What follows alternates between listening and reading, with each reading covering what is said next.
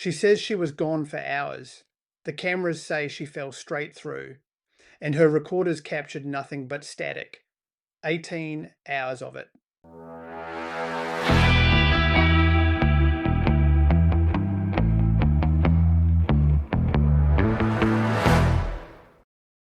What's up, everybody, and welcome back to the podcast. I'm Fraser, your host, and today we're taking a look at Contact, the 1997 film directed by Robert Zemeckis and starring Jodie Foster and Matthew McConaughey. This one's a From the Vault episode, which means we're winding the clock back nearly 30 years, and because it's from the vault, I'm going to talk about the whole film, start to finish, the way you'd talk about it with a mate who's seen it a dozen times. And as always, we're answering one simple question. Is it worth your time? Let's get into it. A little context before we dive in, because the story behind this one is almost as good as the film. Contact is based on the 1985 novel by Carl Sagan. Yes, that Carl Sagan, the astronomer behind Cosmos.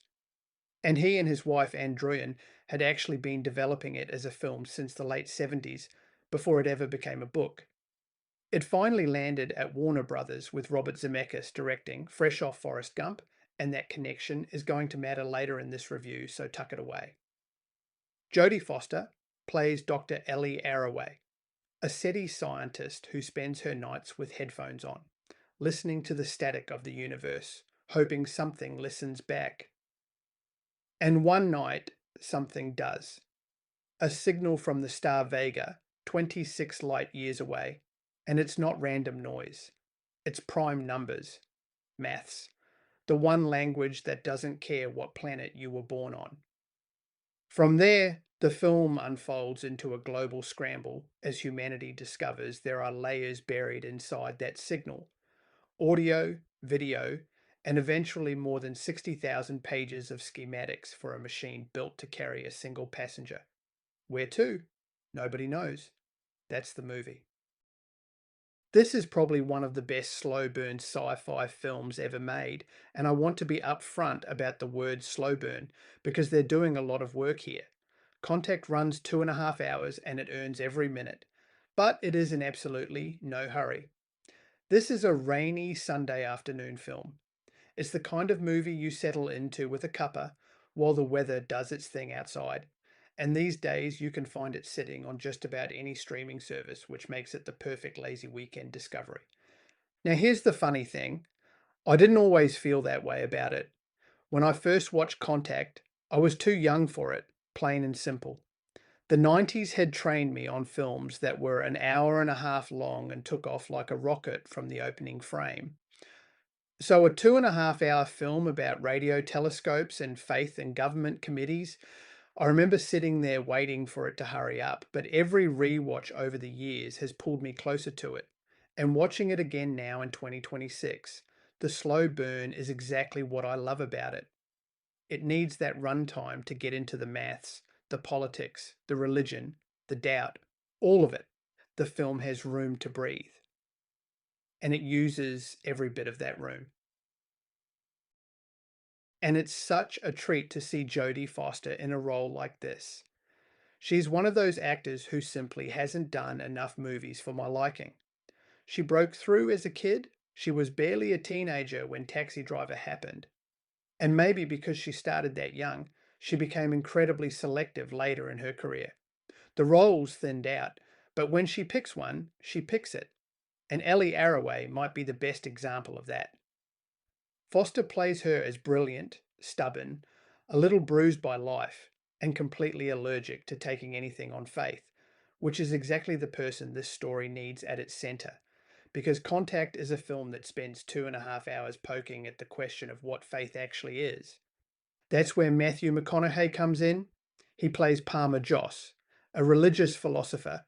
He describes himself to Ellie as a man of the cloth without the cloth, which is one of my favourite little character introductions in the film.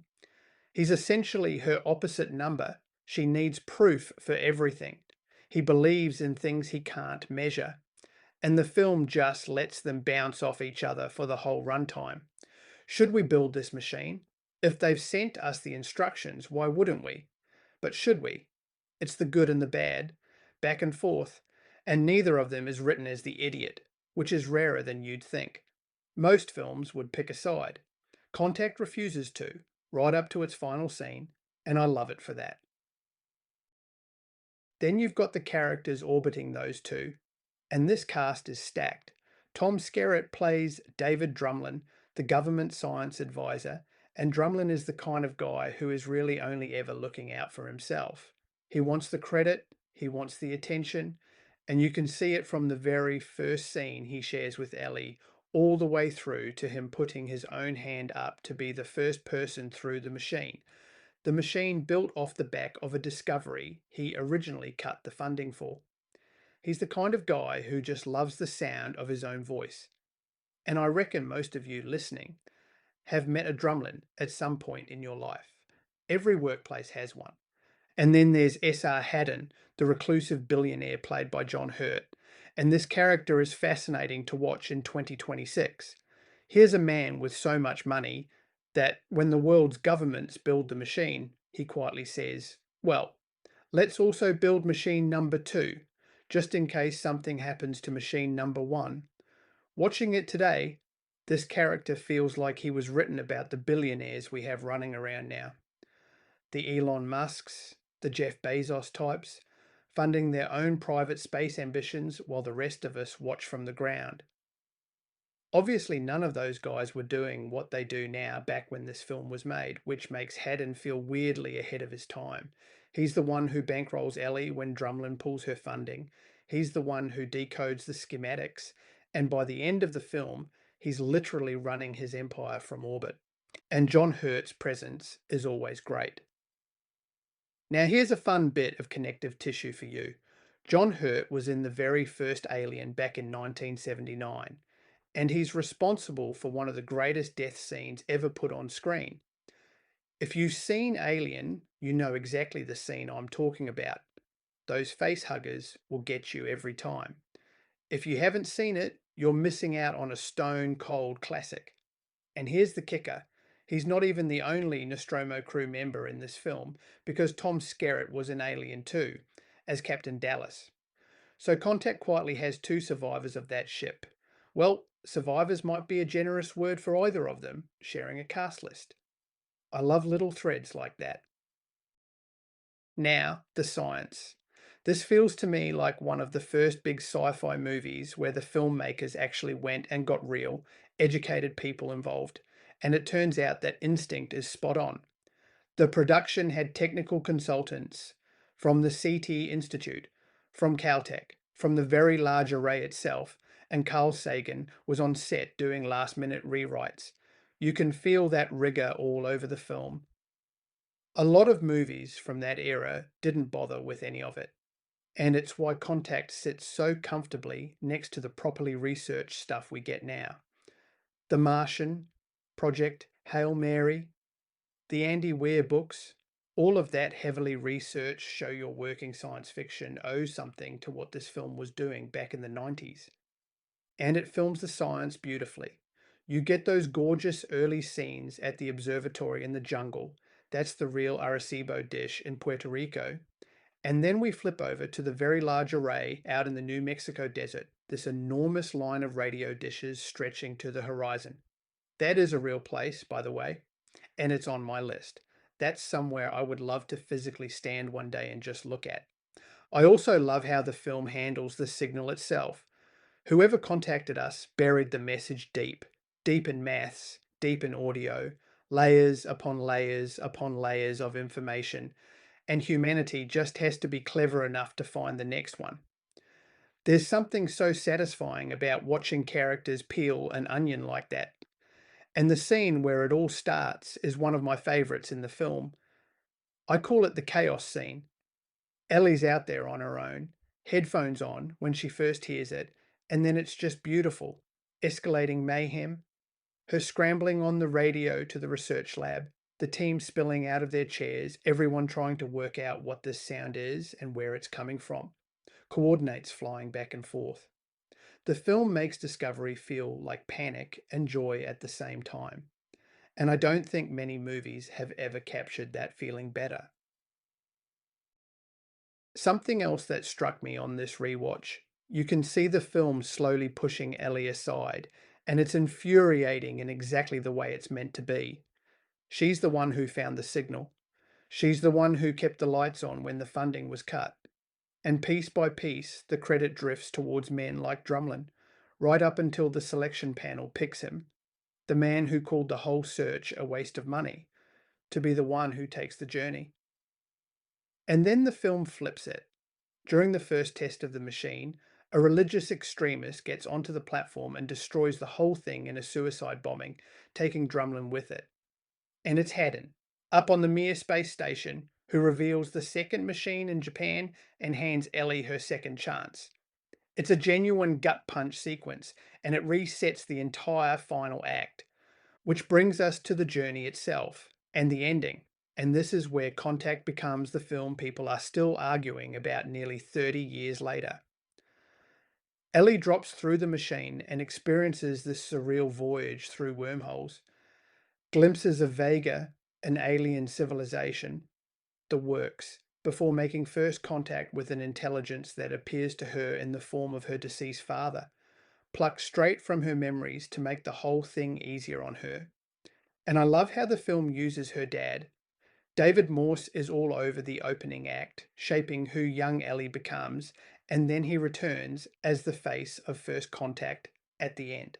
Because think about it, if you're in the camp that says it really happened, what do these beings actually look like? We never know. They just borrowed a memory. It bookends the film perfectly. But then she comes back, and here's the twist of the knife. From the outside, the pod simply fell straight through the machine into the safety net. Seconds. Ellie insists she was gone for hours, but her recording devices captured nothing but static.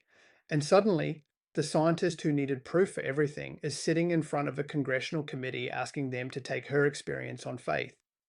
It's the film's whole argument folded back on itself, and it's brilliant. Some of you will land in the camp of no. She fell straight through, the whole thing played out in her head. Others will say she absolutely went, and what she experienced was time behaving very differently out there than it does down here. We've all been educated by enough science fiction since then to know time doesn't have to run at the same speed for everyone. And the best example is a Matthew McConaughey film, of all things, Interstellar. Christopher Nolan's film taught a whole generation about time dilation with that water planet sequence, where a few hours on the surface near a black hole cost the crew more than 2 decades back on the ship. Watch Contact after Interstellar and Ellie's journey suddenly has a very tidy explanation sitting right there. Minutes for us, hours for her. Interstellar was famously researched to within an inch of its life too, with physicist Kip Thorne consulting on the science. Nolan even named one of the robots Kai after him. And talking about it this much is reminding me that I really do need to lock Interstellar in for its own review soon. So consider that a little promise for a future episode. But let's stay on the level here. We're talking about Contact. And here's the detail I love most about the ending. The film gives you one quiet thumb on the scale. In a private conversation after the hearing, two government officials note that yes, Ellie's recorder only captured static, but it captured 18 hours of it. The film never announces it. It just leaves it there for the people paying attention. That, to me, is the perfect way to handle an ambiguous ending. Let the audience finish the movie themselves. One more thing before we get to my favourite moment, because it's worth saying out loud. Contact is a film that started tropes. You cannot watch it today and accuse it of borrowing, because in 1997, most of this was fresh ground. The layered alien signal, the message hidden inside a broadcast, the first contact wearing a familiar face, the ambiguous did it really happen return. We've now seen decades of films reach for those same ideas. Contact is the springboard. Watching it in 2026 is like visiting the source of a river you've been swimming in your whole life. All right, the frame 70 moment. And for a film full of wormholes and satellite arrays, my moment is a hallway. There's a flashback where young Ellie is running to get her father's medicine, and the camera holds her in frame the entire way. From the kitchen, up the stairs, down the hallway, into the bathroom. One continuous move, and just as she reaches the medicine cabinet, the shot pulls back and you realize the camera has been inside the mirror she's running towards the whole time. The image she's sprinting at is her own reflection. It's an astonishing piece of filmmaking for 1997.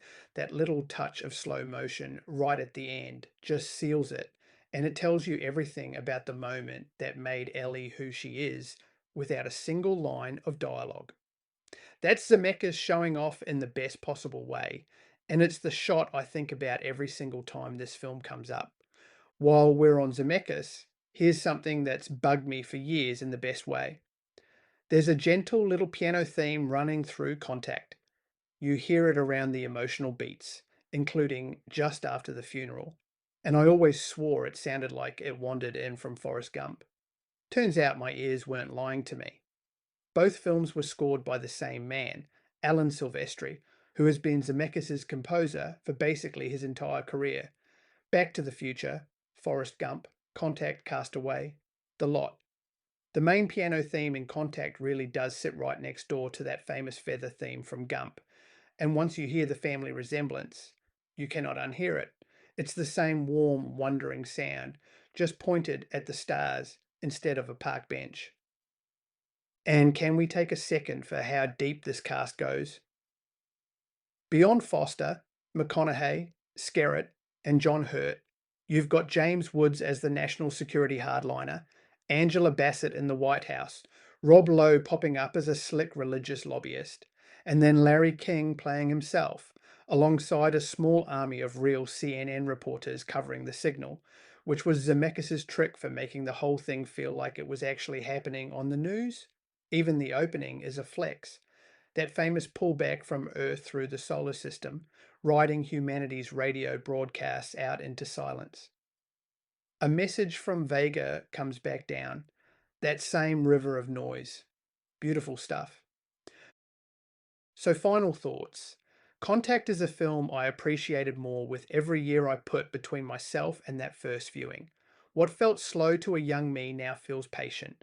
What felt talky now feels rich. It's a big, sincere, 2.5 hour conversation about science, faith, grief, and wonder, anchored by one of Jodie Foster's very best performances, and it ends by handing you the question instead of the answer, which is exactly why people are still talking about it. The frame, 70 verdict for Contact. This is top shelf slow burn science fiction, a rainy Sunday afternoon classic that rewards your patience with one of the smartest, warmest first contact stories ever put on screen. Nearly 30 years on, the films it inspired are everywhere, but the original still hits harder than most of them. Find it on whatever service you've got, give it the full 2.5 hours, and let it breathe. And look, that's just how Contact lands for me, especially after all these rewatches. Entertainment is subjective, and a patient film like this won't be everyone's cup of tea. If slow burns aren't your thing, this one might test you the way it tested a much younger me, and that's completely okay. But if you let it in, I reckon there's a very good chance you'll still be thinking about that ending days later, just like I am.